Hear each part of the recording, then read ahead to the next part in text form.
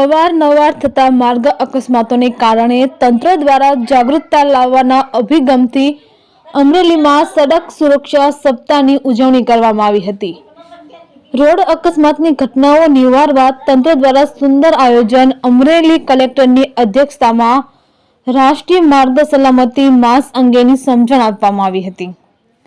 અકસ્માતની ઘટના નિવારવા બાઇક ચાલકને સમજણ આપીને કાયદાનું પાલન કરતા ચાલકોને આરટીઓ અને પોલીસને સન્માનિત કરવામાં આવ્યા હતા। જ્યારે સડક સપ્તાહ સાથે મતદાર જાગૃતિની માહિતીઓ આપીને તંત્રે માર્ગે સલામતીથી અકસ્માતની ઘટના ઘટવા અંગે વિદ્યાર્થીઓએ શપથ લીધા હતા। રિપોર્ટર ભાવેશ વાઘેલા, અમરેલી। आज रोज 19 तारीखना रोज जिला रोड सेफ्टी कमिटी द्वारा आरटीओ अमरेली તેમજ પોલીસ પરિવાર રોડ સેફ્ટી મંથનું આયોજન કરવામાં આવ્યું છે। જનરલી રોડ સેફ્ટી વીકનું આયોજન કરતા હોઈએ છીએ, પરંતુ જે રીતે રોડમાં અકસ્માતોની સંખ્યા વધી જાય છે તેને ધ્યાને લઈને કેન્દ્ર સરકારે રોડ સેફ્ટી મંથનું આયોજન કર્યું છે। જે અનુસંધાને અમરેલી જિલ્લામાં પહેલીવાર 14 સ્કૂલોના વિદ્યાર્થીઓ અહીંયા આવેલા છે અને એ લોકોને રોડ સેફ્ટીની સમજ આપી છે। માનનીય કલેક્ટર શ્રી અજય રિયા સાહેબના અધ્યક્ષસ્થાને આ પ્રોગ્રામ કરેલ છે।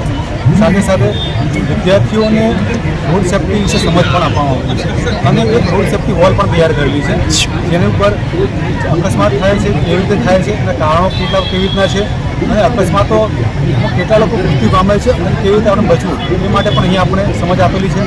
સાથે સાથે 108 દ્વારા અકસ્માત વખતે કેવી રીતે કાળજી રાખવી અને કેવી રીતે અકસ્માત જે પીડિત લોકો હોય એને આપણે મદદ કરવી। અને ઘણા લોકોને એવો ડર હોય છે કે 108ને કોલ કરવાથી આપણે પોલીસવાળા હેરાન કરશે કે બીજી કોઈ રીતે હેરાન કરશે। તો મારે બધા મિત્રોને કહેવું છે, એવું કોઈ ડરવાનો મતલબ નથી, તમને કોઈ હેરાન નહીં કરે, પરંતુ જો લોકોનો જીવ બચશે તો એક સેવા કહેવાશે, એક જનસેવા કહેવાશે। એ સારામાં સારી વસ્તુ છે। માનનીય કલેક્ટર સાહેબ દ્વારા રોડ ઉપર ચાલતા જે વાહન ચાલકો છે એમને ગુલાબના પુષ્પ આપીને જે લોકો નિયમોનું પાલન કરે છે એમનું સન્માન કરવામાં આવ્યું છે અને જે લોકો પાલન નથી કરતા એમને પાલન કરવા માટે પણ એમને સમજ આપવામાં આવેલી છે।